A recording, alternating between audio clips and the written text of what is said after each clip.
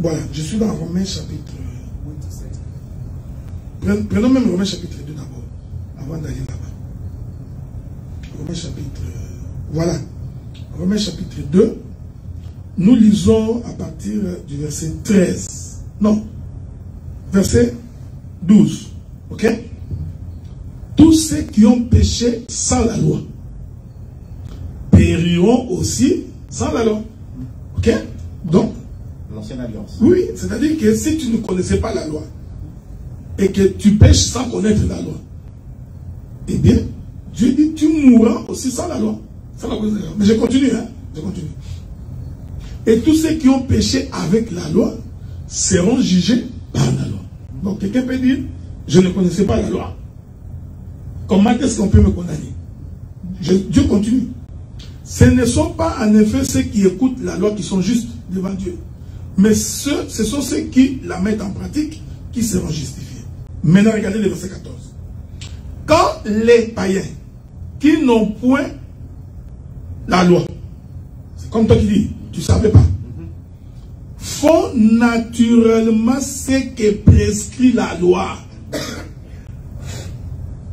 Ils sont eux qui n'ont point la loi, une loi pour eux-mêmes. Ils montrent que l'œuvre de la loi est inscrite dans leur cœur, leur conscience en rendant témoignage et leurs pensées s'accusant ou se défendant tour à tour. Dieu a fait en sorte qu'en tout temps, même celui qui n'a pas écouté l'évangile, Dieu a mis dans sa conscience la loi de Dieu. Un enfant de 2 ans. Mais oui. Regarde, j'ai donné un exemple. On était ensemble avec toi. Un enfant qui naît, il grandit. À 2 ans, vous laissez les gâteaux sur la table. L'enfant vient, il y récupère les gâteaux. À 2 ans, on vient poser la question. Qui a pris les gâteaux? L'enfant dit, il a quitté sa soeur. Mais pourtant, c'est lui qui a pris les gâteaux. Mais qui lui a appris que c'est mauvais? C'est inscrit dans la conscience. Regardez, même l'enfant de 2 ans, quand il se fâche, quand tu grondes l'enfant, il sait que ce qu'il a fait, c'est mauvais. Donc, Dieu a fait en sorte que même le païen qui ne connaissent pas Dieu, Dieu a inscrit dans leur pensée, dans leur conscience, la loi. Je vais donner un exemple. Voler. Qu'on te l'enseigne ou pas, Dieu l'a inscrit dans ta conscience. Que voler est une mauvaise chose. Mentir, c'est inscrit. Prendre la femme de son... D'ailleurs, celui qui prend la femme de son prochain, il ne peut qu'être conscient. Parce qu'un bébé de 2 ans ne prendrait pas la femme de lui. Donc, c'est ce que je voudrais dire. Maintenant, je reviens à ta question. Y a-t-il des péchés volontaires et des péchés involontaires? Mais la Bible dit qu'il y a des péchés volontaires et des péchés involontaires. Est-ce que Dieu les traite différemment? Oui, il les traite différemment. Il n'y a pas de salut pour les péchés volontaires. Okay. La Bible dit que celui qui pêche volontairement, pas de salut pour lui. Mais il faut faire attention. Parce que les péchés volontaires et involontaires, selon Dieu, ce n'est pas la volonté de l'homme. Je vais donner un exemple. Je décide de frapper ses frères. Ok? Volontairement, j'ai décidé. Je frappe ses frères. Tu ne peux pas dire que ça c'est un péché volontaire. Ça, tu as défini la volonté en français. Ok? Dieu définit le péché volontaire. C'est tout péché commis par un enfant de Dieu. Ah, ok. Le péché volontaire, c'est tout péché qui est commis par un enfant de Dieu. Tu comprends ce que j'ai dit? Alors que le péché involontaire, non, j'ai inversé, pardon. Dieu considère le péché involontaire. Tout péché commis par un enfant de Dieu. Ok, ça c'est involontaire. Le fils de la maison, commet de l'impudicité, péché involontaire. Pourquoi? Parce qu'il a la loi de Dieu dans son cœur qui l'amènera à la repentance. C'est dur, hein? Non, mais je vais aller doucement. Okay. Je suis un enfant de la maison. Okay. Je décide volontairement. Ça, c'est ta volonté. Oui, ma volonté. Ouais. Je décide volontairement de pécher, de mentir, de tricher, de tromper mon épouse. Dieu considère ça comme un péché involontaire. Parce que le péché involontaire a droit au pardon. Ok. J'ai une question, même si j'ai planifié de le faire. Mais c'est ça qu'on est en train de je dire. voudrais que les gens me suivent. Je sais que c'est un peu choquant. C'est un peu choquant. Attends, je vais donner un exemple. L'enfant prodigue, il était dans sa maison, son père. Oui. Il a pris les biens qui lui revenaient. Il est allé faire la vie avec les femmes. Ok? C'est sa décision. Naturellement, comme ça, naturellement, on a l'impression que c'est un péché volontaire. Mais dans la pensée de Dieu, c'est un péché involontaire. Pourquoi? En allant là-bas, il s'est rendu compte que ici n'est pas ma place. Je dois revenir. Donc, en fait, le péché involontaire, selon Dieu, c'est l'ensemble des péchés commis par les fils de Dieu. Alors que les péchés volontaires, ce sont des péchés commis par les fils de la perdition. C'est pour cette raison-là qu'il n'y a pas de pardon pour eux. Je vais aller autrement. Je vais essayer d'expliquer ça. C'est ça le péché contre le Saint-Esprit. C'est ça le péché contre le Saint-Esprit. Je vais aller autrement. La Bible dit, tout celui qui pêche volontairement ne peut pas être sauvé. Ok? Ah oui, il l'a dit. Ouais, c'est écrit. Maintenant, regardez. Or, pour être sauvé, qu'est-ce qu'il faut? Il faut croire en Jésus. Donc nous comprenons, tout celui qui ne croit pas en Jésus pêche volontairement. Même s'il ne pêche pas physiquement. Tu vois? C'est-à-dire qu'il peut ne pas voler. Il n'a pas pris la forme d'autrui. Il ne s'est pas méconduit. Mais le simple fait qu'il n'a pas cru en Jésus, Dieu considère que cet homme ici a péché volontairement. C'est pourquoi j'ai toujours dit, moi j'ai toujours entendu mon père qui me disait toujours, tu vois, ton grand-père était un homme bien, il n'avait pas de problème avec les gens, il vivait bien, donc il mangeait avec les gens, d'ailleurs il est mort, je suis sûr qu'il est allé au ciel. Bon, moi je sais qu'il n'est pas allé au ciel. Bon, ça, en mode miracle. Parce que pour moi, ce n'est pas le fait de ne pas commettre les péchés qui fait que tu sois sauvé. Non. Pour être sauvé, il faut croire en Jésus. Maintenant, je voudrais dire, ceux qui ont cru en Jésus, cela ne veut pas dire qu'ils ne commettent jamais de péchés. Ils ont cru en Jésus, mais quand même ils commettent des péchés. C'est pourquoi la Bible dit que si vous arrivez des péchés, sachez que vous avez auprès du Père un intercesseur. Donc, tout enfant de Dieu, tout celui qui a cru est susceptible de pécher. Nous branchons tous d'une manière ou d'une autre. Ce n'est pas un blanc-seing non plus pour aller faire n'importe quoi. Ce n'est pas ce que j'ai dit. Moi, j'ai toujours prêché ça comme ça parce que je dirige une église. Alors, si tu n'as pas ces éléments-là, tu risques de commencer à chasser tout le monde. Ok. Donc, c'est pas des choses à enseigner dans une campagne d'évangélisation. Non. Parce que si vraiment nous nous mettons ici, que nous mettions chacun de nous sur une balance, personne ne va être au ciel. Même pas nous. Ok? Donc, nous avons toujours nos faiblesses. Mais en tant que ministre de la parole, j'essaie de comprendre tout un chacun en essayant de l'aider au fur et à mesure pour que finalement, qu'il arrive à la perfection. Dans le respect absolu de la doctrine. Exactement pas. Je comprends ce que tu dis par respect absolu. Ce que je voudrais dire ici, c'est que... Tu ne t'en écartes pas. Non, ce que je voudrais dire, c'est ceci. Bon, prenons l'exemple des papiers. Ce petit numéro-là qui est derrière moi. Au fait, prépare ta question. Dès que je pose ma sous-question, tu peux intervenir. Pas des questions philosophiques. Regarde, je prends un exemple. Je prends le frère Papi. Ok? Il a 18 ans. Moi, en tant que pasteur, je sais que ce petit-là à 18 ans ne vivra pas la perfection de la parole. Parce qu'il est passion de la chair, de la jeunesse d'enfant là. Donc, s'il lui arrivait de tomber, je parlerai avec lui avec amour, avec les soucis de les récupérer. Je n'allais pas dire, petit, toi, tu es un impudique, tu vas aller en enfer, t'es ici. Non. Je vais lui dire le chemin que tu prends là. Voici ce qui va t'arriver, voici ce qui va t'arriver, voici ce qui va t'arriver. Ensuite, nous allons prier Dieu pour qu'il t'aide, que tu ne retombes pas. Regardez, Dieu peut te délivrer de l'impudicité aujourd'hui, mais demain il peut mentir. Tu vois? Donc en fait, la vie chrétienne, péché involontaire, c'est-à-dire que c'est un processus. Donc j'ai volé hier, Aujourd'hui, je ne vole pas. Mais peut-être que je calomnie. Je continue quand même en marche. Je me suis relevé. Dieu me délivre de la calomnie. Mais demain, je peux donner un faux témoignage. Tu vois? Donc Dieu continue à m'amener vers la perfection. Alors que le péché volontaire, c'est un péché commis par quelqu'un qui refuse de croire en Dieu.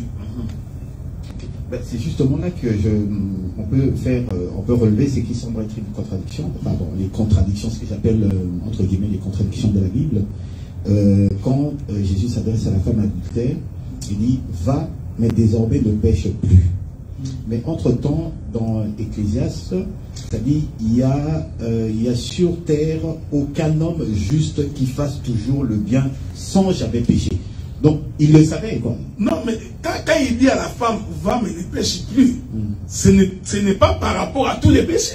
C'est par rapport au péché de l'adultère qu'on vient de l'attraper avec. Pourquoi? Parce que Dieu l'a délivré. J'ai toujours dit ceci. La vie chrétienne est une vie de délivrance du péché en processus. Je vais donner un exemple concret.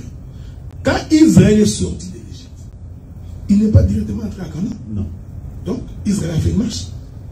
Plus Israël marchait, plus il s'est rapproché de Canaan. Qu'est-ce que je voudrais dire? Quand tu crois au Seigneur, ce n'est pas que tous les péchés vont t'abandonner le même jour. C'est-à-dire qu'il y a des péchés que tu abandonneras aujourd'hui. Il y a des péchés que tu abandonneras après 6 mois. Tu es en train de marcher. Il y a des péchés que tu abandonneras après 2 ans. Il y en a d'autres que tu abandonneras après 40 ans. C'est valable aussi pour les ministres. Mais c'est valable aussi pour... Non, je crois que pour les ministres, c'est là la différence. C'est-à-dire pour les ministres, il faut que Dieu t'ait formé au minimum pour ne pas tomber dans des péchés du genre comprendre la femme d'autrui. Bah, et pourtant, il y en a. On a vu des scandales. Non, non. Après, c'est moi pas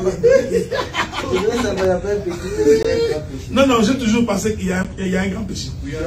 Ah ouais, c'est le péché. Par rapport aux conséquences. Non, mais il faut dire, il ne faut pas parler pour parler. Il y a un grand péché. Oui, oui. La Bible dit que tout péché que vous ferez est en dehors du corps, sauf le péché de l'impudicité.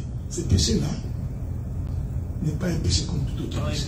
Ah, c'est plus le blasphème, ça devient péché contre lui. Non, le blasphème contre le Saint-Esprit, c'est tout simplement, ça voudrait tout simplement dire la personne n'a pas cru. Ce n'est pas qu'il a insulté le Saint-Esprit, non.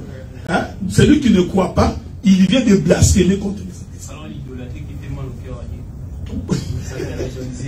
Non, ce que je voudrais dire, c'est ceci. C'est-à-dire que, ce n'est pas moi qui dis, c'est l'Écriture qui dit que toute autre forme de péché, toute autre forme de péché est en dehors du corps. Mais le péché de l'impudicité est lié au corps. C'est le seul péché où Dieu dit fuyez. Ok? Donc, nous, en tant que prédicateurs, nous savons le pourquoi. Résistez au diable et il fuira loin de vous. Mais l'impudicité, dès que tu vois, il faut fuir. Donc, c'est ça. C'est pourquoi je te dis, là, ça va parler de notre enseignement. Okay. Parce que la Bible dit que quiconque va avec une prostituée fait un corps avec la prostituée. Ici, je voudrais. Non,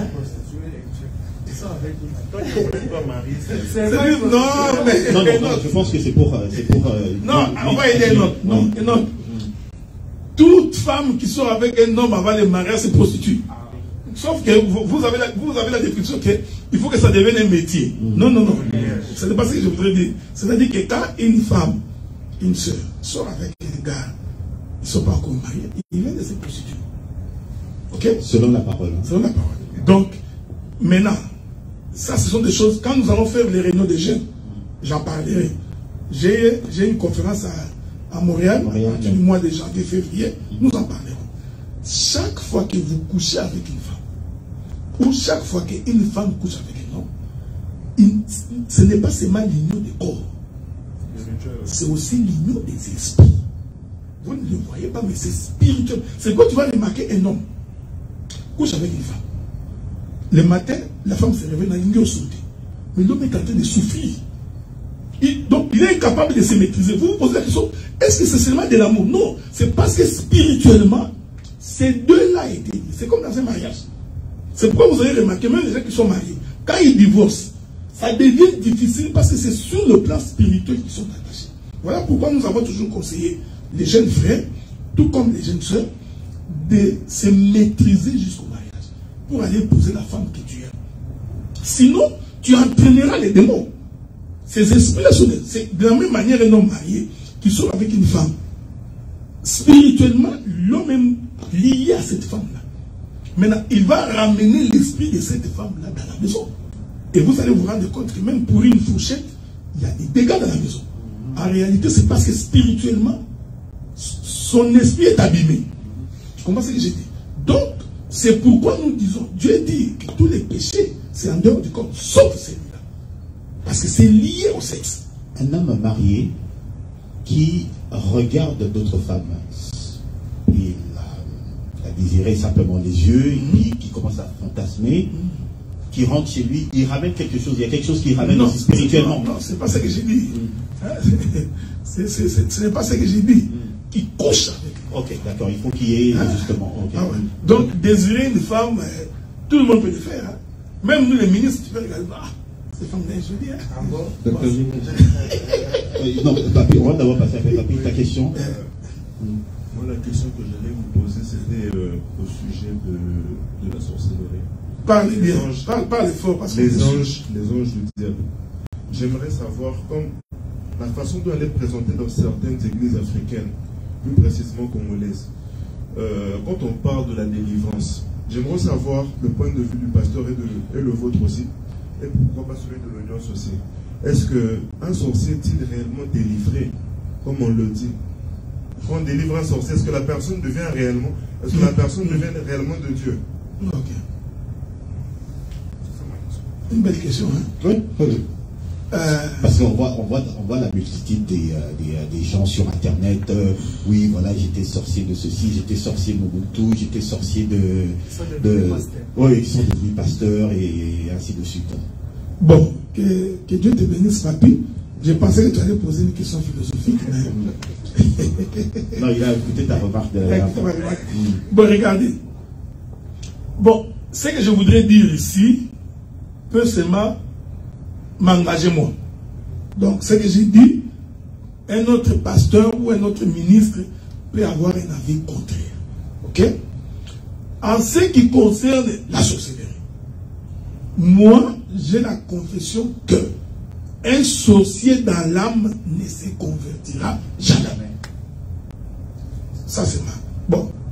Pourquoi vous croyez que la prédestination, un enfant de Dieu ne peut pas se perdre? Vous croyez à cela? Vous croyez qu'un enfant de Dieu, puisqu'il est prédestiné comme enfant de Dieu, ne peut pas se perdre. Mais vous ne croyez pas qu'un fils du démon restera aussi éternellement fils de démon? Donc, les sorciers nés dans l'âme, c'est-à-dire sa sorcellerie est liée à sa personne, à son esprit. Il ne peut pas s'en départir. Cet homme-là ou cette femme-là ne se convertira jamais. Même s'il est gentil, il rigole, mais la nuit, elle devient méchante, ou il devient méchant. Il va te bouffer. Quoi qu'il arrive, même si tu es son mari, il te bouffera. La journée, il peut avoir pitié de toi, mais la nuit, comme c'est lié à son esprit. Ça, c'est de deux. Nous avons des sorciers qui les sont devenus par alliance. Il est entré dans une maison d'occultisme. Il est allé signer des pactes. On l'a entraîné dans la sorcellerie. Un homme comme ça peut être délivré. Okay? Il peut renoncer. On peut prier pour lui. Mais c'est aussi un grand combat. Parce que ici, je voudrais dire une chose. L'homme est malin. Il est jeune, à 22 ans. Il veut faire la gloire. Il va entrer dans les sciences occultes, dans les cabanes juives. Il fait des alliances. C'est un sorcier, hein? Même s'il est en cravate. Même si c'est un pasteur, mais c'est un sorcier. Il prêche, il fait du succès, la popularité, la prospérité, il fait de l'argent. Parce que généralement, on leur dit que bon, vous avez 10 ans ou 15 ans de succès. Mais on ne vous dira pas que vous allez mourir. Hein? On dit, nous te donnons 15 ans de succès. Vers la 13e année, l'homme commence à réaliser que quelque chose ne va plus dans son corps. C'est comme ça que généralement ça arrive. Il tombe malade tout le temps. Il fait des rêves bizarres. Maintenant, il commence à avoir peur. Un homme comme ça ne vient pas au Seigneur parce qu'il a cru. Il y vient parce qu'il a peur de mourir. Après avoir mandé par Balingala, au lieu de l'eau, donc, lui, il a d'abord mangé l'argent avec les diables. Il a fait du succès. Il arrive à la fin, il veut fuir. Un homme comme ça, Dieu peut te délivrer, mais tu vas mourir. Ok. Tu vois, un homme comme ça, Dieu peut sauver ton âme. Comme l'Écriture dit, nous allons livrer son corps au diable pour être détruit pour le salut de son âme. Donc Dieu peut sauver ton âme, mais tu mourras. Donc Dieu dira au diable, je te donne son corps parce qu'il t'a servi, tu vas bouffer ce corps. L'homme mourra. C'est pourquoi la plupart des gens qui attendent à la fin de leur contrat avec les diables pour se repentir, ils finissent par mourir. Ils finissent toujours par mourir. Dieu, il y a toujours la possibilité pour les gens, une fois entrés, une année, 2 ans après, il se rend compte que je m'étais trompé. Il a le temps de revenir, mais c'est lui qui consomme volontairement son contrat avec les diables. À la fin, il vient vers le Seigneur, Dieu peut faire grâce, il peut les sauver, mais dans la majorité des cas, ces gens-là finissent par mourir. Oui. Oui. Bon, certes, les sorciers existent. Quelle est l'attitude selon vous, parce que, excusez-moi, quelle est l'attitude à adopter selon vous, parce que dans certaines églises congolaises, nous avons par exemple le phénomène enfant sorcier, le fait que vous avez par exemple quelqu'un que vous connaissez qui est sorcier par exemple, certaines, et à cause de ces églises on met ces personnes en quarantaine généralement. Selon vous, quelle est la meilleure attitude à adopter pour ces personnes qui vivent avec des sorciers entre guillemets? Bon, je ne voudrais pas faire un procès aux églises congolaises. D'abord, je rentre d'abord sur... J'ai dit que c'est moi, ça m'engage. Hein? Je rentre d'abord sur mon principe qu'un sorcier né, moi, Dieu est capable, mais en tout cas, moi, je ne crois pas parce que c'est lié à son âme. Donc sa délivrance doit être sa mort. Bon, maintenant, il y en a qui l'ont obtenu par acquisition. Mais si Dieu te convainc de délivrer, vous payez la personne délivrée. Bon, comme c'est aussi une affaire de sorcellerie, nous croyons que Dieu l'a délivré, mais nous n'avons aucune preuve de cette délivrance-là. Ok? Mais nous croyons que Dieu est capable de délivrer un homme comme ça. Maintenant, faudrait-il mettre les sorciers en quarantaine? J'ai dit non. Parce que les sorciers, même quand il est en quarantaine, il peut t'envoûter. C'est un esprit. Comment vous pensez que parce que vous l'avez enfermé dans la chambre, qu'il ne va pas t'envoûter? Donc, ce procédé-là de mettre les sorciers en quarantaine, c'est inhumain. Inhumain. C'est inhumain. Si nous sommes dans un pays de l'homme, tu vas en prison. Oui, mais écoutez, docteur, admettons ici dans l'Assemblée des saints d'Ottawa, il est convaincu que, bon, voilà, il y a un homme, une femme qui pratique la sorcellerie. Nous allons le garder au milieu de nous. Mais le problème, c'est que s'il va fuir, il fuira par elle-même. La Bible dit que les méchants ne demeurent pas dans l'Assemblée des saints. Si nous prions véritablement Dieu, si nous, le Saint-Esprit est au milieu de nous, que la puissance de Dieu est au milieu de nous, il finira par partir. Okay. Tu comprends ce que je dis? C'est-à-dire que moi, c'est pourquoi deux fois quand tu vois quelqu'un qui est avec vous, pour rien, pour n'importe quoi, pour une chaise, pour un pantalon, il vous quitte. Deux fois vous pensez qu'il a quitté pour des pantalons. Non. Il peut y avoir d'autres éléments. Il ne se retrouve pas, il trouve que vous l'étouffez. Il peut partir. Donc, c'est pourquoi j'ai toujours dit, quand on sert Dieu, il faut servir Dieu dans les vrais. C'est-à-dire ne pas venir faire de la blague, parce que les sorciers existent. Donc, un sorcier au milieu de nous, la Bible dit que les méchants ne demeurent pas toujours dans l'Assemblée des saints. Si nous prions Dieu dans les vrais, avec la puissance de Dieu, nous finirons. Il finira par partir. Ça, c'est sûr. À moins qu'il se répande, si c'est une sorcière par acquisition. Ok, donc dans ces conditions-là, laissons Dieu être Dieu. Mais oui, on ne peut pas dire que parce qu'il est sorcier, on va la fermer. Donc cette pratique-là. Et puis, il faut aussi éviter de croire que...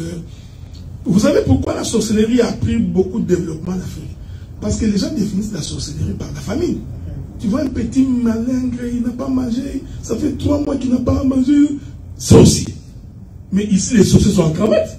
Ils sont dans les parlements. Ils sont dans les gouvernements. Donc un sorcier américain, il est en bonne santé, quoi. Donc il mange les œufs, il boit du lait, il est bien habillé, mais un sorcier. Donc cette manière de définir la sorcellerie en fonction de la morphologie, Je crois aussi que c'est une fausse conception de voir les Écritures. Bien.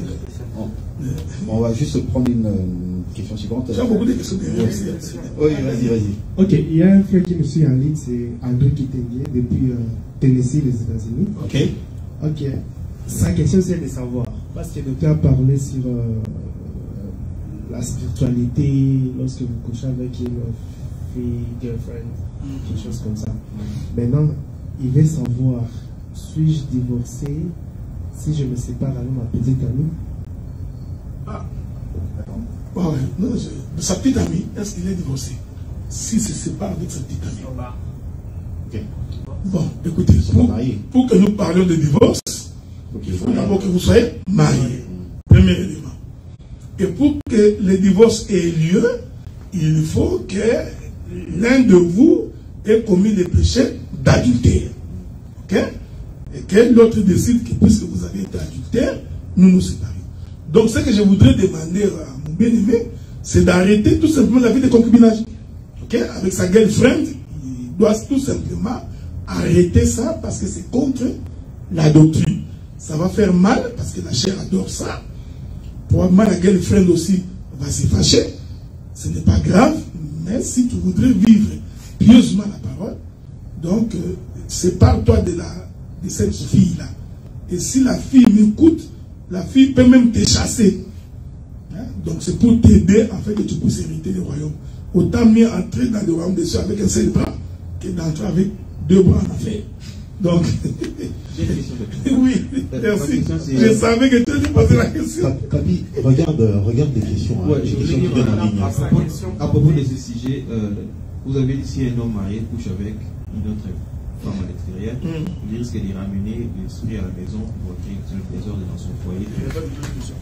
Je voulais juste savoir, est-ce que ça dépend si la personne avec qui vous couchez, son esprit est mauvais, que cela va impacter votre mariage, peu importe l'esprit, qu'il soit bon ou mauvais. Merci beaucoup. Mais je crois que pour les hommes mariés, peu importe. Peu importe parce que vous êtes liés à votre femme. Vous êtes liés spirituellement. Okay? Donc, et généralement aussi, beaucoup de problèmes surgissent dans des foyers quand les hommes comme les femmes vont dehors. C'est pareil avec une femme. Une femme qui va dehors avec un autre mari. C'est pourquoi je voudrais inviter les bien-aimés à partir du 15 janvier. Nous aurons 4 séances de conférences sur mariage, fiançailles et divorce. Et nous ferons ces conférences-là en Lingala. Je voudrais vous inviter vraiment à participer. Ce serait une très très bonne chose parce qu'on parlera de tout ça. C'est-à-dire que quand c'est pareil comme tu fais alliance avec Dieu. Quand tu vas vers les diables, tu viens de briser spirituellement ton alliance avec Dieu. Donc un homme marié qui va avec une autre femme, spirituellement, vient de briser son alliance avec sa femme. Et si vous ne vous ressaisissez pas, il y a de fortes chances que vous arriviez à un divorce. Vous arrivez à un divorce. Ça arrivera, même pas aujourd'hui, même pas plus tard, ça va arriver. Si ça n'arrive pas avec un divorce, ça risquerait de détruire ton ministère. Ok? Donc, il faut que les femmes, même quand elles te disent que je ne parlerai pas, elles finissent toujours par parler. Donc, maintenant, c'est encore pire lorsque tu croises avec une femme dont l'esprit est ténébreux. Ça devient encore pire parce que c'est une servante du diable, ou c'est une sorcière, ou c'est quelqu'un qui voit les marabouts, les fétichistes. Alors quand tu couches avec de telles femmes, spirituellement, tu verras l'impact même dans ta vie. C'est comme ça que vous voyez dans des couples, un homme est capable, quand il est dehors, il entre en érection, mais quand il vient chez sa femme, il n'entre pas en érection. C'est spirituel. Ok? Donc, quand il est dehors, il est gentil, quand il vient à la maison, il est colérique. Donc, je pense que le conseil qu'on peut donner, quoi qu'il arrive, un homme marié, une femme mariée ne va pas voir ailleurs. S'il va voir ailleurs, eh bien, il tirera les conséquences de ce qui va arriver. Une question.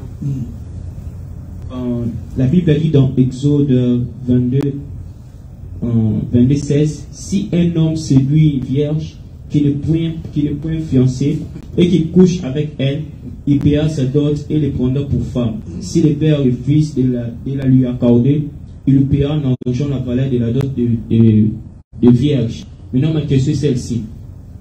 Quand un homme couche avec une femme et qu'il est vierge, maintenant la femme là, si elle va se marier chez un autre, est-ce que la femme aura des esprits en elle?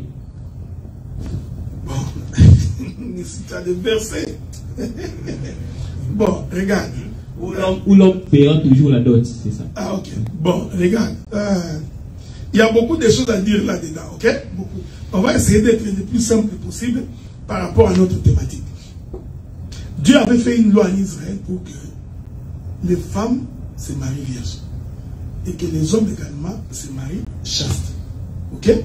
C'est comme ça que Dieu avait fait la loi. Parce qu'en Israël, lorsqu'un homme venait, qu'il couche avec une femme et qu'il se rend compte que la femme a déjà été déviergée, c'est un déshonneur pour ses parents. Okay? Donc on veillait pour que l'homme comme la femme entre dans un mariage toute vierge. Maintenant, c'est pourquoi Dieu a émis cette clause, parce que Dieu connaît les hommes. Ils ont toujours tendance à aller séduire les femmes. C'est comme tous les petits qui sont autour de moi ici. Ça, je sais déjà.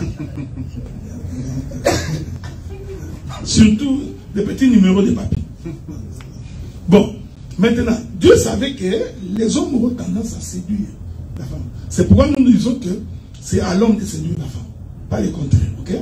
Si la femme commence à séduire l'homme, une femme comme ça, il faut la chasser. Il ne faut même pas penser à entrer là-bas dedans. Maintenant, Dieu. Non, quand tu es des dieux, les hommes viennent. Regarde. Oui, les hommes viennent.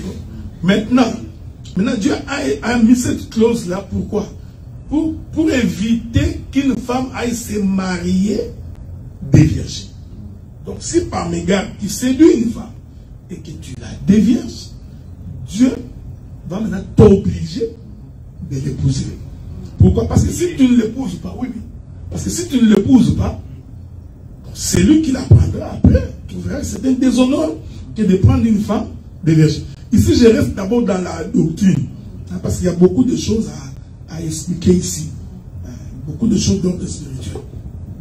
C'est pourquoi Paul dit, je vous ai fiancé à un seul époux comme des vierges. C'est pas pour rien qu'il dit ça. Comme qu'il dirait, aucun autre homme n'est passé par là. Si ce n'est que Jésus. C'est très important.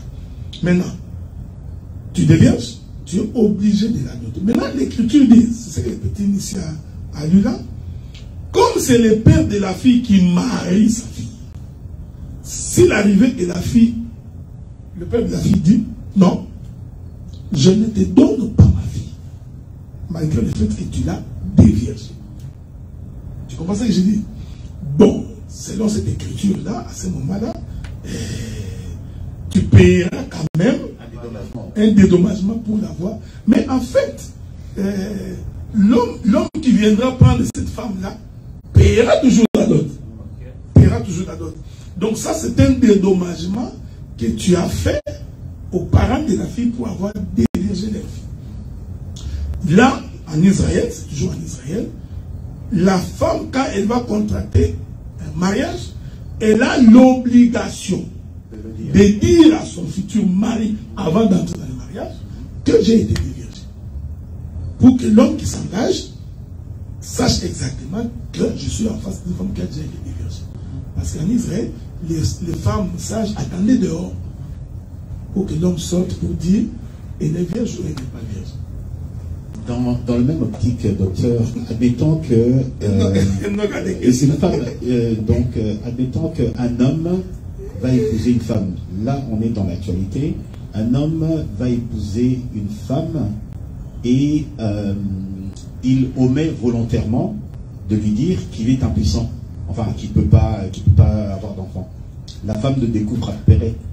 Qu'est-ce qu'elle a comme recours? Tu parles de l'homme est... L'homme est stérile. Ah, ok. Il est stérile. Okay. Il s'engage dans un mariage en toute conscience. Et après, la femme découvre en fait ce qui c'est la condition de l'homme. Une très belle question. Très très belle question. Alors qu'est-ce qu'elle a comme recours? Est-ce qu'elle peut divorcer de l'homme? Belle question. Hein?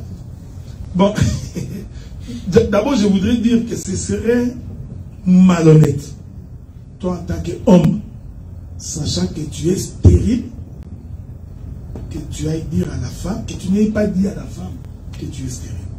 Et je crois, à mon avis, que si tu dis à une femme que tu es stérile, si Dieu te fait grâce, tu trouveras toujours une femme. Hein?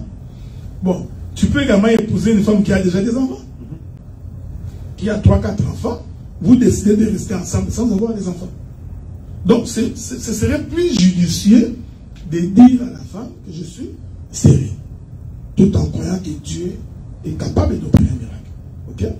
Donc, c'est parfait. Maintenant, celui qui a menti, c'est ce que je voudrais dire, dans une clause de mariage, en ne disant pas à la femme qu'il est stérile, la femme peut mettre fin au mariage. Okay. Donc le mariage peut être invalidé. Oui, ça peut, parce que je crois qu'il y a une écriture qui le dit. Il y a une écriture qui le dit, c'est-à-dire que s'il y a un mensonge, okay, je vous trouverai l'écriture, je crois, à l'émission prochaine, je vous en donnerai. Donc, si dans un mariage, je vais donner un exemple concret. C'est pourquoi, vous savez, c'est ça l'importance de l'enseignement. Même une femme, quand elle se marie, si elle aime vraiment le mari, si le mari l'aime vraiment, il faut qu'il se dise la vérité au départ. C'est comme qu'il dirait, je suis avec une femme, je viens de découvrir 6 ans après qu'il avait déjà un enfant. Qu'elle ne m'a jamais dit qu'elle avait un enfant. Ça peut être objet d'un divorce. Tu comprends ce que j'ai dit? Donc, l'homme peut décider que non, pour avoir menti, il y a des écritures qui l'attestent.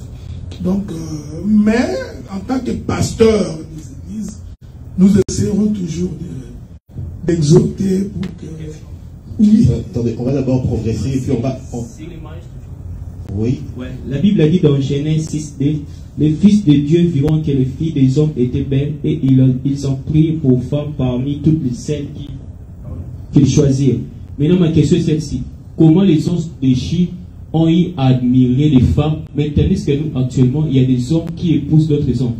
Là, tu parles du principe que quand tu parles des fils de Dieu et des autres, toi, tu penses que ce sont les anges déchus. Les fils de Dieu. Ok. Docteur, rapidement. Non, mais je ne peux pas répondre à cette question-là. Regarde la question ici. Ici dit, si les anges ont pu admirer les fils de Dieu. Les fils de Dieu, voilà. Les fils de Dieu ont... Ne t'inquiète pas, il y a d'autres qui disent que ce sont les anges déchus. Ça, je sais. Ont pu admirer les filles des hommes. Ok? Comment se fait-il qu'aujourd'hui, les hommes admirent les hommes? Je ne peux pas répondre. Parce que je ne sais pas ce qui se passe dans la tête des hommes qui admirent les hommes. Dans l'homosexualité, oui. Je comprends. Mais regarde, bon, puisque nous sommes en direct sur Facebook, c'est que cela nous répondront hors caméra. Ok? D'accord. Nous allons, sans quoi on risque sans quoi on risque de ne pas prier ici demain. Alors, on va passer maintenant, on va rentrer, on va poursuivre. Là, on va parler maintenant des... on va passer maintenant à certaines dérives dans les assemblées, principalement sur l'offrande d'action de grâce. C'est une pratique qui est assez courante dans nos assemblées et tout. Qu'est-ce que vous avez à dire là-dessus, docteur, pour un peu éclairer les enfants de Dieu, surtout là en fin d'année? L'offrande d'action de grâce. D'abord, qu'est-ce que c'est que ça, l'offrande d'action de grâce? Bon, regarde, par l'offrande d'action de grâce, nous voulons tout simplement dire que quand Dieu te fait du bien, tu viens donner l'offrande. Peu importe ce que tu donneras. Bon, probablement c'est ce qui nous différencie. C'est obligé que ça soit monétaire? Non, c'est ce que je voulais dire justement. C'est-à-dire que nous ne sommes pas de ces prédicateurs qui courent derrière l'argent. Ok? Ça ne devrait pas être la motivation de pasteur. Donc, nous servons Dieu parce que Dieu nous a donné mandat de le servir. Ok? Et si nous avons des difficultés, nous en appelons à Dieu. Maintenant, généralement, chaque fois qu'un frère ou une soeur donne l'offrande, c'est par reconnaissance. Ok? Donc, tous les jours que nous nous assemblons, la semaine comme le week-end, quand quelqu'un apporte son offrande, c'est une offrande d'action de grâce. C'est-à-dire, c'est une offrande de reconnaissance de ce que Dieu t'a fait. Quand on dit action de grâce, ça veut dire que c'est quelque chose que tu n'as pas mérité. Donc, en raison de ce que Dieu m'a fait de la grâce qu'il m'a accordée pour des choses imméritées, je lui apporte l'offrande. Ok? Donc ainsi, vous comprenez que tout celui qui donne l'offrande dans l'église, il ne fait pas reconnaissance. Il n'y a donc pas, il n'y a pas une offrande qui soit de façon délibérée ou gratuite. Non. Donc tout celui qui donne, il donne parce que soit que Dieu l'a protégé, Dieu lui a donné le souffle de vie, Dieu lui a donné un mal. Tout ça, c'est de l'offrande. C'est pourquoi j'ai toujours été, ça c'est mon point de vue, j'ai toujours été contre le fait que quand nous arrivons à la fin de l'année, il faut qu'il y ait une offrande spéciale. C'est de ça que je... Oui, donc c'est ça. Parce qu'en fait, rien ne change. Dieu nous a seulement accordé la vie qu'il nous a accordée en janvier, en février, en mars, toutes les années. Donc, l'offrande que les gens donnent les 31 ou les premiers devrait être une offrande normale de ce que Dieu a fait dans ta vie. Donc, tu peux décider parce que si je me suis marié cette année ici, je donnerai une offrande à l'Éternel. Tu peux le donner maintenant, plus tard ou ne pas donner. Tu peux également décider le premier de ne rien donner. Tu comprends ce que je dis? Donc, il ne faudrait pas qu'on fasse toute une cérémonie le 31 pour inciter les gens à donner plus avec des interventions du genre apportez-moi Isaac, apportez-moi tout un mouton, tu vois, toute une brebis, bien aimé, les premiers. Donc, ce qui te touche là, nous comprenons que ça frise le vol. Donc, il faudrait que les hommes de Dieu arrêtent de multiplier les genres d'offrandes à la fin de l'année parce que ça fait mauvaise presse. Donc, ça c'est un. Maintenant, les stratèges des offrandes ont créé plusieurs sortes d'offrandes d'action de grâce. Vous trouverez aujourd'hui des offrandes des tôles, des offrandes de construction, vous trouvez des offrandes je suis très étonné quand j'entends ça. Les carburants du pasteur, donc le foufou du pasteur. Bon. Maintenant, il y en a qui est devenu plus courant ici, c'est sceller la prédication. Ah, sceller la prédication. Oui, oui. C'est-à-dire, quand je prêche, quand tu es tellement touché, tu viens sceller par l'argent. Bah, ça arrive même chez nous. Bon, non, mais est-ce que ça m'empêche de parler? Non, pas okay. C'est ce que j'ai dit. C'est-à-dire que l'homme, je suis d'avis que l'homme peut être touché pour bénir son prédicateur. Ok? Alors moi j'ai toujours conseillé, quand vraiment tu es touché pour bénir ton prédicateur, tu peux l'appeler après les cultes. Pourquoi le faire aux yeux aussi de tout le monde? Je ne dis pas que ce que tu fais là c'est un péché. Je ne sais pas ce que je dis. Mais je dis par bienséance, puisque tu veux le bénir, le message est resté. Tu peux m'appeler après le culte. Donc tu as bien prêché, j'ai aimé 200. Que Dieu te bénisse. Mais aujourd'hui, vous savez, ce n'est pas le cas pour tout le monde. Hein? On va te donner la parole. Mais beaucoup de gens aussi commencent à le faire pour qu'on les voie. Oui, c'est hein? ça. Qu'on les voie comment ils traversent les allées, qui vient devant, lui donne 100. Tu vois, l'autre donne 200. Bon, moi j'ai pris l'habitude, quand vous donnez comme ça, je mets dans les paniers. Alors nous préférons, lorsque tu es touché par le message, au lieu d'aller donner directement l'argent au prédicateur, mets dans l'offrande, mets dans les paniers. Mets-les dans les paniers. Bon, l'intendant pourra probablement prendre une enveloppe et donner au prédicateur. Pour éviter que ça devienne comme les wenge. Tu vois, c'est pratiquement. En fait, c'est les wenge qu'on a amené dans les choses. Tu vois, quand j'ai même piano, chantez parce que moi je connais que j'ai même piano. Parce que ça fait longtemps que j'ai abandonné la musique mondaine. Si on pose la question à Papi, lui connaît les failles et les autres. Donc, c'est un peu du jeu piano. Donc, quand il est sur le podium, il chante, tu vois les gens en train de défiler, jeter l'argent. Tu vois, c'est une pratique qu'ils ont amené dans les choses. Voilà. Ta question? Ouais. Vous avez dit que quand on veut toquer, c'est juste pour remercier le Seigneur. C'est ce que vous avez dit? Dans le front, quand j'adore. Oui. Vous avez dit aussi que lesquels ce n'est que pour remercier le Seigneur. Oui, à l'honneur de l'Éternel. Oui, et quand moi, est-ce qu'il y a moyen de venir au culte? Et puis, j'ai par exemple le problème, je peux aussi demander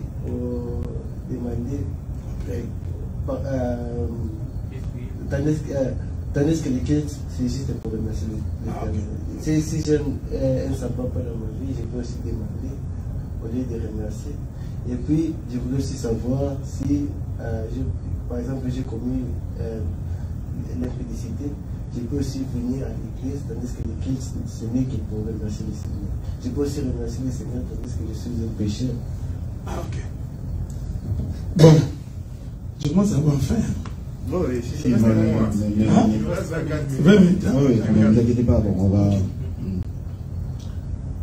Je voudrais dire ceci.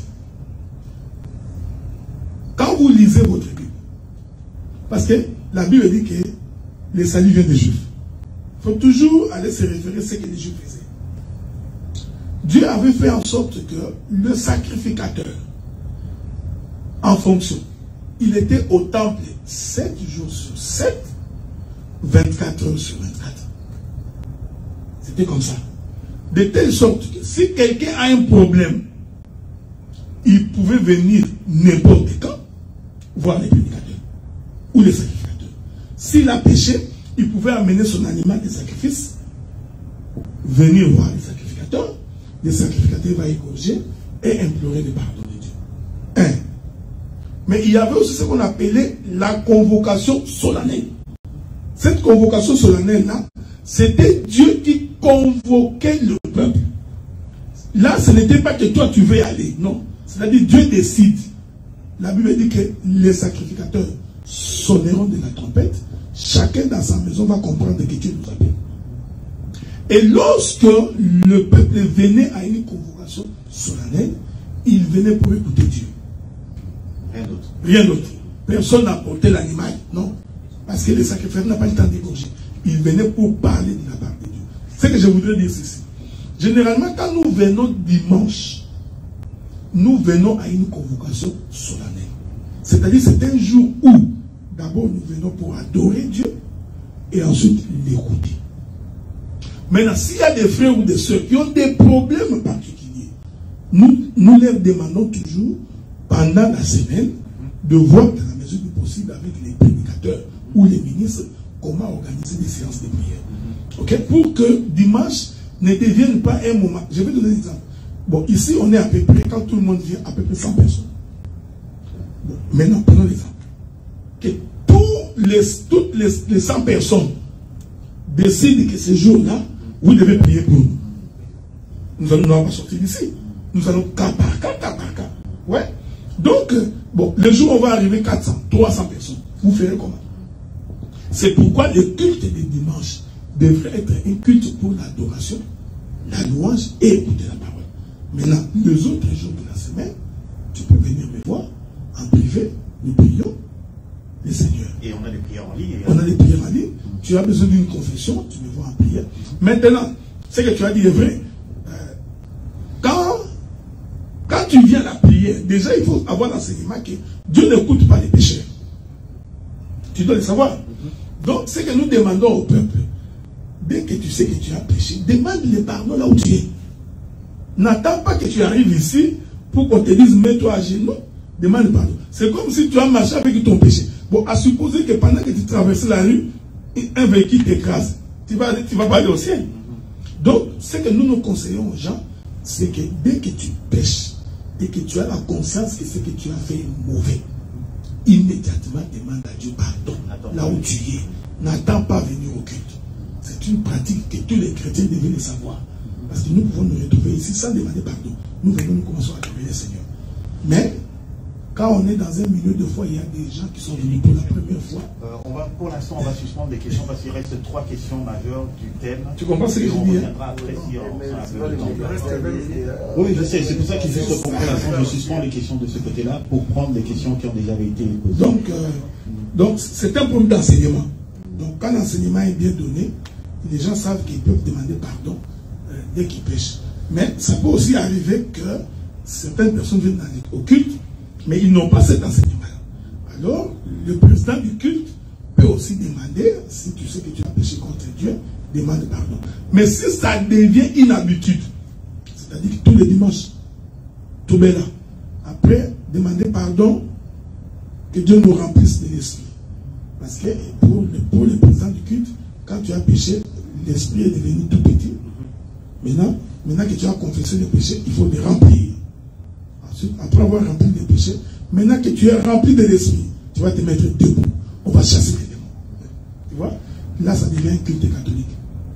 Justement, en parlant des ministres, des prédicateurs, des pasteurs, docteur, pouvez-vous nous dire par quel mécanisme est-ce qu'on devient un ministre aujourd'hui? Est-ce qu'il faut un diplôme de théologie pour être pasteur? Le ministère est une vocation ou un métier ou même les deux? Non, je crois que le ministère est un appel. D'abord, c'est Dieu qui choisit les ministres. À ce titre-là, c'est une vocation. Nous croyons également que pour être ministre, il faut être instruit. Okay? Donc, il faut être enseigné. Sauf que ton instruction ne peut pas être une instruction du genre cartésien. Donc, c'est-à-dire que tu vas, premier graduat, deuxième graduat, troisième, première licence, deuxième licence, licencié en théologie. Nous croyons que ça n'a rien à voir avec le ministère. Mais ça peut également aider quand on a des Saint-Esprit à pouvoir saisir certains contrôles. Ok? C'est très important.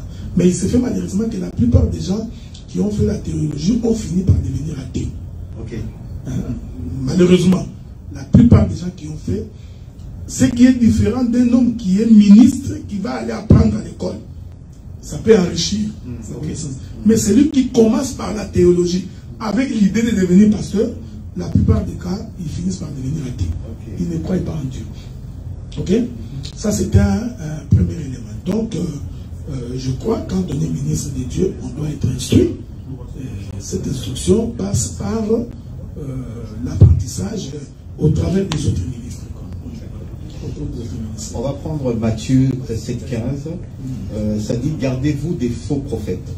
On va être le plus objectif possible, hein, car il y a des critiques chez les catholiques.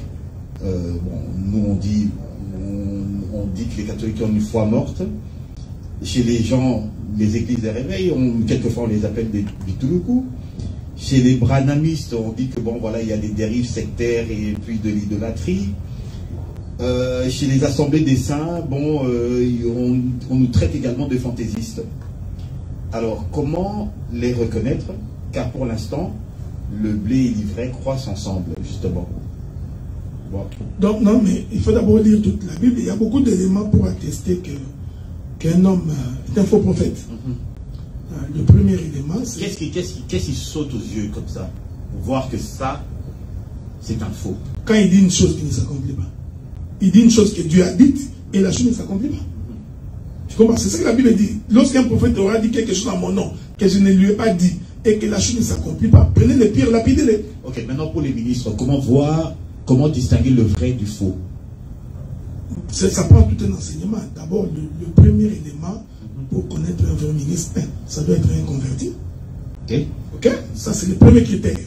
Donc, quand tu es en face d'un ministre qui pêche à longueur de journée, réputé pécheur attitré, automatiquement, même s'il parle bien, c'est pas un ministre. Quelle doit être l'attitude des croyants face à un ministre comme ça? Parce que ce qui est étonnant, c'est que ça pilule des ministres de ce genre-là qui pêchent à longueur de journée, mais les églises continuent à se remplir comme si les gens étaient aveuglés. Non, mais c'est la prophétie.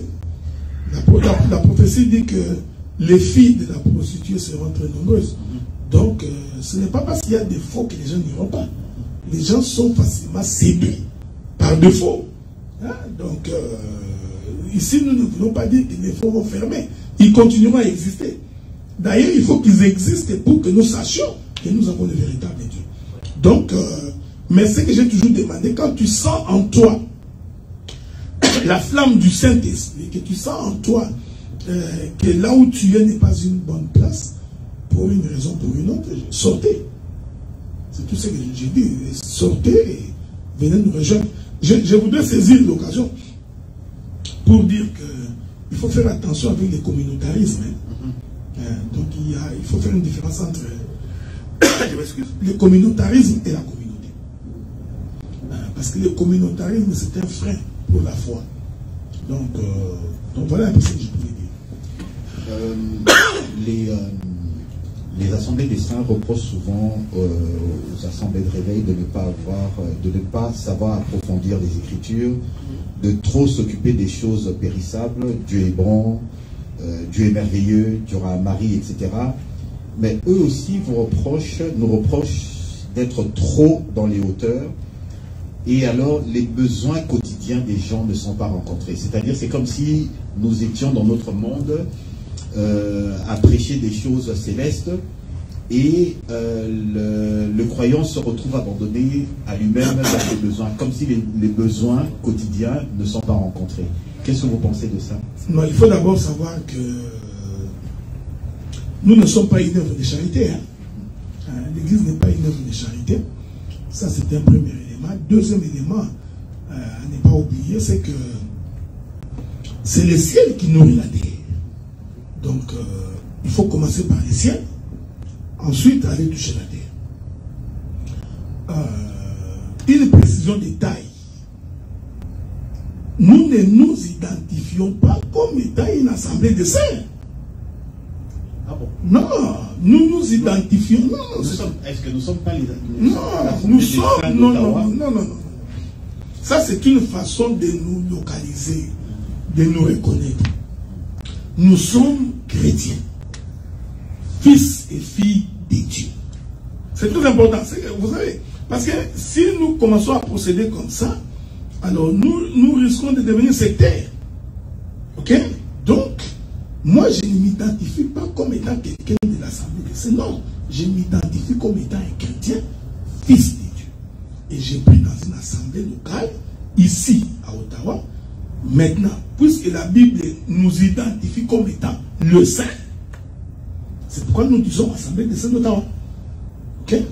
Donc, parce que si on ne fait pas attention, nous risquerons de commencer à faire la promotion de nos communautés que de faire la promotion de Christ. Ok? Donc ça, c'est un élément. Maintenant, les ministères, il faut relier ces deux choses. Il faut relier ciel et terre. Donc si tu es un ministre qui ne parle que du ciel, tu auras des difficultés parce qu'il y a des gens dans l'église qui souffrent, qui ont des problèmes, qui ont des difficultés. Ces gens-là ont besoin également que vous apportiez la solution à leurs problèmes. Maintenant, si vous ne parlez que des choses terrestres, vous empêchez ces gens-là d'aller au ciel. Parce qu'ils ont aussi besoin de connaître les fondements de l'évangile. J'ai toujours dit ça. Ça doit faire le compromis. Donc, non pas le compromis, il doit relier ciel et terre. C'est-à-dire, c'est pourquoi Dieu a créé l'étendue, pour que l'étendue puisse relier le ciel et la terre. Donc, quand on est ministre, c'est comme un corbeau. Noé envoie le corbeau quitte l'arche, il descend, il revient. Il descend, il revient.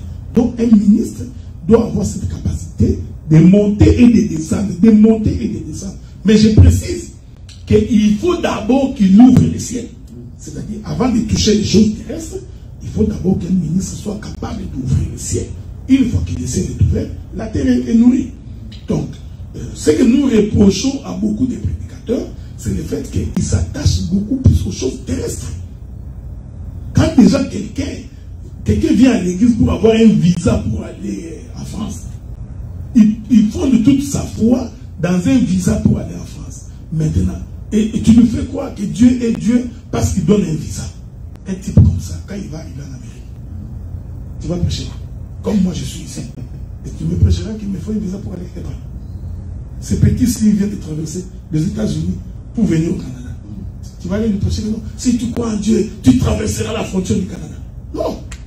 Tu vois? Donc, il y a des prédications, une fois tu prends l'avion, non-sens. Charnel. Donc, c'est comme j'ai toujours dit, en Amérique, nous sommes au Canada. Prenons l'exemple ici. L'aide sociale existe. Même un chômeur, il a l'aide sociale. Le minimum pour manger, dormir, il en a ici. Tu vas encore lui prêcher quoi? Tu vois bien qu'il faut que tu changes ton message. Maintenant que nous sommes au Canada, il faut maintenant espérer au ciel.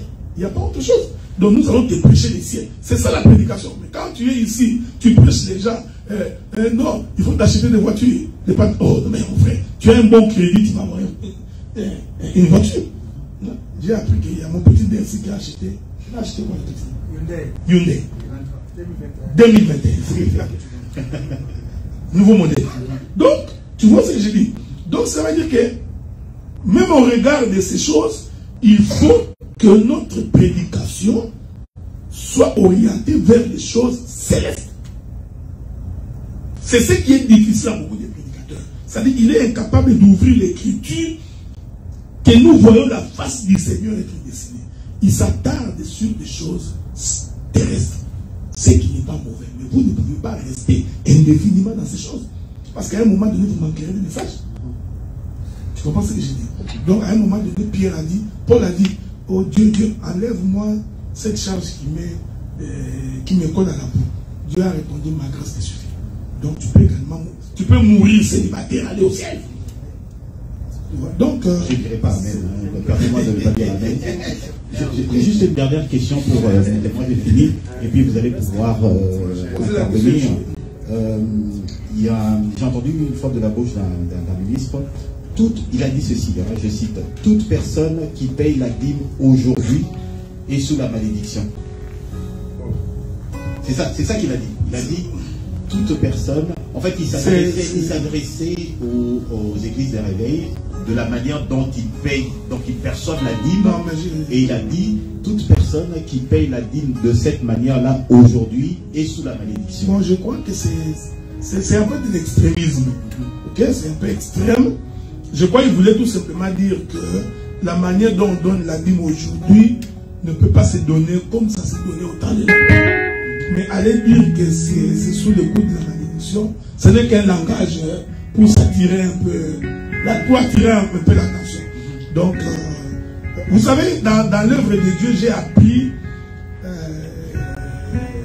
à savoir comment parler. Paul a dit, quand j'étais enfant, je parlais comme un enfant. Quand j'ai grandi, je commence à parler comme un grand. Donc, à un moment donné, quand tu grandis dans les choses de Dieu, tu essaies d'être plus sage. À ta connaissance, ajoute la sagesse. Donc, c'est pour ça que je voudrais dire au ministre, c'est qu'il faudrait à un moment donné se focaliser sur l'essentiel. L'essentiel aujourd'hui, c'est la conversion. L'essentiel aujourd'hui, c'est la sainteté. L'essentiel aujourd'hui, c'est vivre pieusement la parole de Dieu. L'essentiel aujourd'hui, c'est qu'un pécheur se répande. L'essentiel, c'est qu'un païen se convertisse. Les autres éléments sont accessoires par rapport à la mission de l'Évangile. Quand on comprend ces choses-là, on essaie de ne pas passer beaucoup de temps. Ça s'est passé dans les derniers temps. Oui, mais regardez, aujourd'hui les gens sont devenus cupides. Hein. De toute ma vie, je n'ai jamais vu la cupidité atteindre le niveau qu'il a atteint aujourd'hui. Il suffit de circuler le monde qui est là. Les églises sont devenues des endroits pour les pasteurs de s'enrichir. C'est des endroits pour se faire de l'argent, pour récolter des offrandes. Donc, généralement, ça n'a jamais été comme ça il y a quelques décennies. Donc, nous nous approchons véritablement vers la fin de tout. C'est pour ça que dans une de vos allocutions, vous avez même préconisé le retour imminent du Christ. C'est-à-dire que vous aurez souhaité que le Christ revienne le plus rapidement possible. Oui, oui, j'ai souhaité parce que je me suis rendu compte que l'homme est mauvais. En tout cas, je me suis beaucoup. On vous donne la parole. Donc, l'homme est mauvais. Même Dieu a dit ça. Dieu dit, je me répands d'avoir créé l'homme parce que son cœur est tout le temps tourné vers le mal. Donc, j'étais un peu hors de moi-même au regard de tout ce que j'ai vu, de tout ce que j'entendais. Et tu entends un homme de Dieu mentir. Il ment. Il regarde les gens en face. Alors je me suis dit, non, ça ne peut pas être vrai. Tu vois, donc, tu vois les hommes de Dieu en train de faire des réunions sur la manière de soutirer l'argent au peuple. Tu vois, donc, il t'appelle, il dit, non, docteur Aguilar, viens prêcher chez nous. Quand tu arrives là, il te fait entrer dans le bureau, et puis il te dit, tu vois cette église ici, on a besoin d'argent, les gens ne donnent pas l'argent assez, si tu peux orienter ton message dans ce sens. Ah bon, carrément. C'est un exemple que je donne. Oh, okay. Je ne l'ai pas dit. Donc, tu comprends ça. Donc, tu sens la cupidité. Moi, j'ai toujours dit, c'est mon béni, ça. Celui qui sert Dieu avec sincérité et honnêteté, Dieu paye. d'une manière ou d'une autre, Dieu ne peut pas abandonner celui qui les fait avec honnêteté. Mais les hommes de Dieu d'aujourd'hui, je m'excuse beaucoup, mais ils sont dans des combines, donc ils sont dans des cours, donc ils préparent des cours, donc ils sont dans la haine, dans la jalousie. Il y en a d'autres qui disent, oh, pourquoi il n'y a que lui, pas moi. Donc, à un moment donné, tu te dis, moi je crois qu'il est temps que le Seigneur revienne. Est-ce qu'à la base, c'est à cause de la cupidité ou c'est parce qu'il y a eu simplement, à cause des dérapages, donc quelque part ils ont bien commencé puis ils ont dérapé, l'appât du gain. Qu'est-ce qui est à la base? Qu'est-ce qui souvent motive ces gens de ministres? La crise économique. Il y en a qui bon, je sais qu'il y en a, parce que j'ai entendu 2 ou 3 qui m'ont insulté. Hein. Il y en a certains qui ont dit, oh, il dit ça parce que lui au Canada, il marche bien. Ok? Donc c'est pourquoi il parlait comme ça. Mais je pense que même les gens qui m'ont vu grandir, j'ai en horreur l'injustice. L'exploitation de l'homme, je déteste ça. Sur toutes ses formes. Donc, je crois, c'est un esprit du temps de la fin. Okay. C'est de la cupidité, l'homme est orgueilleux. L'homme est orgueilleux. Il est orgueilleux en tout, même quand il n'a rien. Tu verras qu'il n'a rien. Il habite dans, comme on dit chez nous, room. Il n'est même pas dans un appartement. Room. Il n'a rien. Mais il est orgueilleux. Il se vante des choses qu'il n'a pas. Cette nature-là n'est pas une nature de Dieu. Maintenant, il y a encore un autre mouvement aujourd'hui. Les hommes de Dieu sont devenus des dominants. Les pasteurs commencent à se comporter comme des petits dieux, comme des rois télé. Donc l'église est devenue comme son endroit, il peut donner des ordres comme il veut. Il pense qu'il peut parler aux gens comme ça lui monte à l'esprit. Tu comprends ce que je dis? Donc il gronde des parents, il gronde des femmes mariées, comme s'il parlait à ses enfants, comme si c'était ses sujets. Donc ces pratiques-là nous révoltent. Alors nous disons, Seigneur, si tu peux revenir le plus tôt possible, pour que des gens comme ça aient en affaire. L'église ne peut pas être dirigée comme sous forme pyramidale, c'est ça. Il faut un collège, c'est ça. Je n'ai pour pouvoir, chez vous par exemple, chez vous, comment qu'est-ce qui non mais comment c'est est-ce qu'il y a un collège? Non, je crois que l'église est dirigée des deux, c'est-à-dire d'abord il faut qu'il y ait des serviteurs. Je ne peux pas faire ça. D'ailleurs tu es là, non? Donc, je ne peux pas faire ton travail ennemi. Okay? Donc, l'église est d'abord dirigée en forme de collège. Okay? Les serviteurs. Mais dans ces collèges-là, il faut qu'il y ait quelqu'un qui a la prééminence. Ou préséance. Ok? Je vais aller tout doucement. Les cas les plus concrets. Dans l'église d'Ottawa, personne n'a une préséance avant moi. Donc, j'ai commencé. J'ai toujours donné ce témoignage avec l'apôtre Adolphe, qui n'est plus avec nous. Les autres sont venus après. Donc même dans nos rapports, et ils savent que le docteur Adela a préséance. Cette préséance ne fait pas de moi un dominant. Ce n'est pas une préséance de droit divin. Non, pas du tout. C'est-à-dire ce n'est pas que ce que j'ai dit, c'est ce qui doit se faire. D'ailleurs, ça, tu peux vérifier. Tu peux vérifier parce que tu es dans l'église. Donc, je peux donner un avis. Le pasteur Azaf dit non. Il dit non, d'autres, moi je trouve qu'on peut faire ceci. J'ai dit, Dieu, on fera cela. Mais au moins, quelqu'un doit prendre l'initiative. Tu comprends ce que j'ai dit? Donc, je prends l'initiative, je soumets aux autres, nous en discutons. S'ils trouvent que ça ne va pas, nous laissons. Si je suis convaincu que je suis dans les vrais, je continuerai à parler. Pour dire que non, je crois avoir raison. Tu n'imposeras pas ta volonté. Non, sauf que, non, il faut savoir, sauf que lorsque nous avons des vives discussions, en tant qu'aîné, ma voix a préséance pour ne pas s'aimer les désordres. Vous avez un modèle comme ça dans la Bible? Non, mais oui. Quand il y a une conférence de Jérusalem après avoir parlé, c'est l'apôtre Jacques qui est venu conclure. C'est Jacques qui a dit à Paul, il dit, bon, toi, malgré le fait que tu crois que manger les viandes sacrifiées aux idoles n'est pas un péché, mais nous te disons, quand tu vas rentrer, dis à ces frères-là de ne pas manger. Paul savait. Il savait qu'il avait raison. Mais comme Jacques et les autres avaient préséance sur lui en termes ministériels, il a d'abord obéi. Tu comprends ce que je dis? Ça veut dire que c'est pour éviter que demain Nissi va se réveiller là-bas. Il dit non, dit Tokokani. Non, ça va créer un désordre. Donc, Nissi peut ne pas être d'accord avec moi.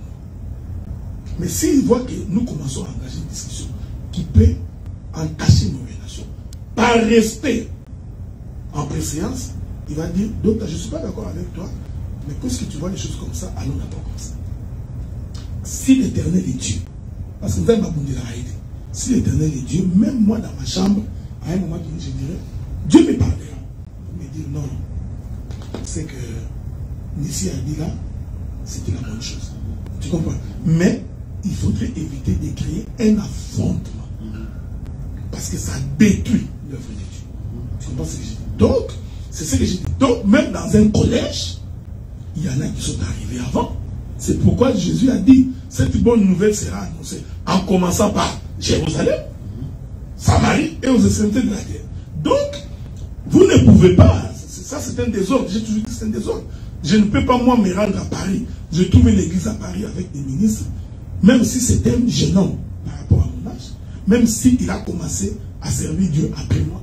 Mais puisque c'est lui qui a commencé l'œuvre de la vie, il a préférence sur moi. Tu comprends ce que j'ai dit?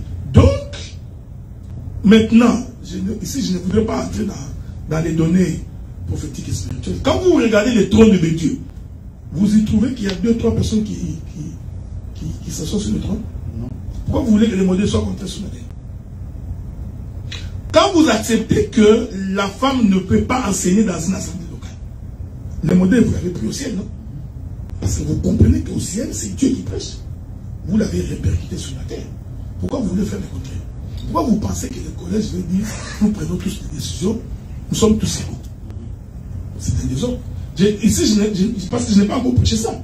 J'expliquerai pourquoi sur le trône de Dieu, il y avait 4 êtres vivants, 24 vieillards, mais l'agneau de Dieu au milieu du trône. Même quand Israël campait, il campait en 4 bras, mais l'arche de l'alliance était au milieu. Donc si vous voulez avoir une église forte, organisée, prospère, il faut accepter, même quand vous êtes ensemble, qu'il y ait la préséance des aînés. Des gens qui vous ont prêché l'évangile. Ces gens-là ont préséance. Cette préséance, c'est par rapport à celui qui a commencé l'œuvre. Vous avez préséance à Ottawa, c'est qui est compréhensible. Vous avez préséance également à Montréal? Ah, bien sûr. Parce que je crois qu'à Montréal, nous avions commencé avec les jeunes Azaf. Okay? Donc, tous ceux qui sont à Montréal sont venus après. Et nous avons... Mon compagnon de tous les temps, c'est le pasteur Azaf. C'est le pasteur Azaf. Donc, c'est aussi quelqu'un, même quand il me parle, même quand il n'est pas d'accord avec moi, il a la capacité de me parler avec beaucoup de politesse, beaucoup de justesse. Donc, c'est pourquoi je l'écoute aussi facilement. Mais s'il était arrogant, certainement que je me serais également opposé. Mais il a cette capacité-là. Donc, écoutez, bon, je suis comme Joseph en Égypte, pour le Canada. Donc, je suis le premier ministre. Hein? Bon, ça c'est... Et l'autre va me tuer. Je suis le premier serviteur des assemblées des saints qui ait commencé l'œuvre au Canada. Donc, quand les autres frères viennent, c'est comme s'ils venaient chez leurs frères. Et Dieu l'a fait parce qu'il savait. Vous n'êtes pas le Saint-Père de l'Assemblée des Saints? Non, c'est pas ce que j'ai dit. J'ai dit tout simplement que aujourd'hui c'est plus facile de recommander. Les petits là, les petits numéros qui est derrière moi, les petits papiers. S'il est venu chez moi, c'est parce que quelqu'un lui a dit que si tu vas au Canada, tu trouveras le docteur Adela. Donc, ma présence était une bénédiction pour lui. C'est ce qu'il faut comprendre. Quand Dieu t'envoie dans un terrain, il faut toujours te dire que Dieu m'a envoyé pour être la bénédiction de ceux qui viendront après. Et lorsque vous venez après, il faut écouter celui qui a préférence sur vous. Joseph a dit à ses frères, il a dit à Ruben était son grand frère, Ruben, Siméon, Lévi, Judas, tous étaient des grands frères de Joseph. Mais quand ils sont arrivés en Égypte, le simple fait que Joseph était en Égypte avant eux, il leur dit, quand vous viendrez, j'ai préparé Gossin. Allez vous installer là-bas. C'est pour dire que quand tu viens dans un pays comme celui-ci, pose-moi la question. Je suis ici, je voudrais commencer l'œuvre de Dieu. Je te dirai, si tu veux commencer, procédons comme ça. Ce n'est pas quand je l'ai dit que j'ai pris prééminence sur toi. Tu vois, c'est par souci que tu ne commettes pas d'erreur.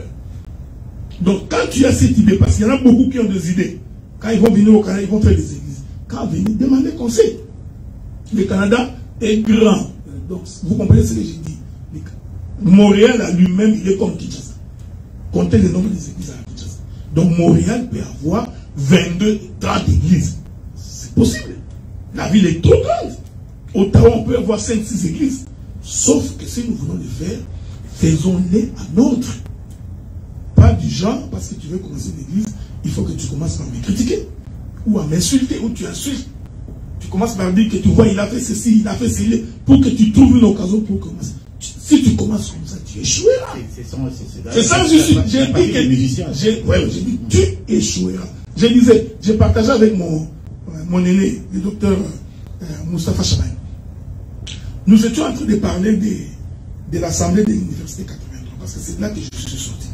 Cette église-là de l'Université 83, toutes les personnes qui sont sorties en rébellion ont échoué.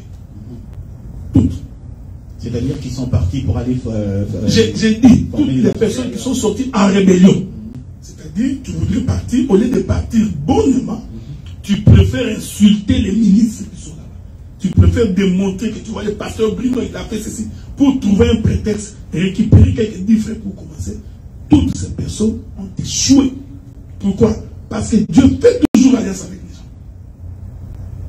gens. Ce sont des principes de Dieu qu'il faut comprendre. Je ne peux pas débarquer à l'Université 83, penser que je vais changer. Non. Parce qu'il y a une alliance que Dieu a faite avec ces gens-là. Le collège des 83 a une alliance. C'est pareil, parce que les hommes, aujourd'hui, les prédicateurs ils sont pas spirituels. Ah, ils sont charnés. Donc nous avions une alliance avec Dieu en ce qui concerne le Canada. Nous avons une alliance. Tu comprends ce que je dis? Et cette alliance-là, au fur et à mesure que nous avançons, nous constatons qu'effectivement, Dieu nous a envoyés ici pour une mission. Nous avons des prédicateurs qui sont arrivés ici, qui se sont mariés. Deuxième, troisième femme, disparue dans la nature. Nous avons des frères à Montréal. Tu cherches, le prédicateur est où? À côté de l'Ibala dans la Naval. Il a abandonné la Bible. Donc, nous en avons beaucoup qui arrivent, qui sont dans les boîtes de nuit, courent derrière les femmes. Mais nous avions sacrifié notre temps pour servir les Seigneurs, parce que nous avons une mission. C'est pourquoi j'ai toujours donné un conseil aux gens. Vous venez, vous voulez commencer une œuvre, parlons. Nous allons t'orienter. Mais si tu viens avec la pensée que non, eh bien, c'est comme Joseph, hein. C'est un panier qui va toujours germer. Ça, c'est un conseil que j'ai toujours donné. Donc, nous sommes un collège, nous discutons ensemble, nous travaillons, mais comme j'ai préséance, parce que je suis aîné, je donne la direction, je dis, est-ce qu'on peut faire ça? S'ils sont d'accord, nous faisons. S'ils ne sont pas d'accord, nous discutons. Dans la discussion, à un moment donné, l'argument de l'aîné doit avoir préséance. C'est ça la doctrine. Donc, tu n'es pas d'accord? Si je dis, moi je ne suis pas d'accord, quand tu es petit, tu acceptes d'abord ce que j'ai dit. Je donne un exemple pour finir. Le pasteur Bruno est arrivé ici il y a 3 ou 4 ans passés pour régler un conflit que nous avions ici. Après avoir discuté pendant longtemps. Le pasteur Bruno a des options. Il dit, bon, je vous ai entendu, je trouve que toi tu restes dans ce cas, l'autre reste de l'autre côté. Comme c'était l'aîné, même si nous n'étions pas d'accord, nous avions d'abord dit, faisons ce qu'il a dit. Donc, c'est en fait ça l'œuvre de Dieu. Mais considérer que tu viens dans un terrain, tu trouves quelqu'un, tu penses que tu vas venir prendre, diriger, parce que c'est un collège, je trouve que c'est un désordre. Ça, c'est un désordre tout ça. Merci beaucoup, docteur. En tout cas, ça a été clair. Là, on a fini. Vous pouvez, si vous voulez, intervenir, pas en forme de questions. Si vous avez quelque chose à dire, brièvement, hein, 1 minute chacun. Papy, tu as quelque chose à ajouter? Les autres? Moi, c'est ma dernière parole. Est-ce que tu peux rapprocher ton micro? Moi, ma dernière parole, c'est juste une question. Pose la question, on peut l'enregistrer pour répondre. Il n'y a pas de problème, on peut y répondre la prochaine fois. Cette question, je trouve que c'est un sujet qui a créé un peu de perplexité dans les églises, notamment envers certains pasteurs des églises africaines, certains membres de certaines églises. C'est au sujet de la polygamie. Est-elle autorisée à l'église, oui ou non? Ok. Docteur, est-ce que tu veux y répondre rapidement? Mais je lui répondrai non. J'ai répondu non. Mais ce n'est pas ce qu'il veut entendre. Il veut entendre une démonstration. Pourquoi j'ai dit non? ça va nous prendre encore beaucoup de temps. Oui. Et alors, une question? Ma question est celle-ci. De nos jours, nous voyons beaucoup de serviteurs de Dieu, de ministres, qui partent chercher l'argent dans les politiques. Mais non, ma question est celle-ci. Est-ce qu'un ministre peut vraiment être un politicien? Parce que selon l'ordre de Melchisedec, on voyait il y avait d'autres ministres comme Daniel, il était sacrificateur en même temps gouverneur. Est-ce que c'est faisable jusqu'à nos jours? Une belle question encore. Hein? Oui. Donc, j'ai dit d'abord non. J'ai dit d'abord non. Un ministre de Dieu ne peut pas faire de la politique. En tout cas, pas de la politique active. Ok? Donc, il peut être dans l'administration, mais la politique active, nous allons démontrer ça. Donc, un ministre de Dieu. D'abord, un ministre de Dieu, où est-ce qu'il trouve le temps? Il a des âmes à prendre dessus. Il a le temps de méditer. Il doit recevoir des gens, prier pour des gens. Vous pensez vraiment? Regardez, même Moïse à qui Dieu a donné la charte d'Israël, Jétro a dit que c'est trop. Il faut que tu dispatches. Bon, dis-moi comment un ministre de Dieu aujourd'hui, tu verras le temps d'aller faire la politique. Donc, un ministre de Dieu ne fait pas la politique active. Nous en parlerons avec détail si le Seigneur nous prête vie. Voilà. Voilà. Merci beaucoup.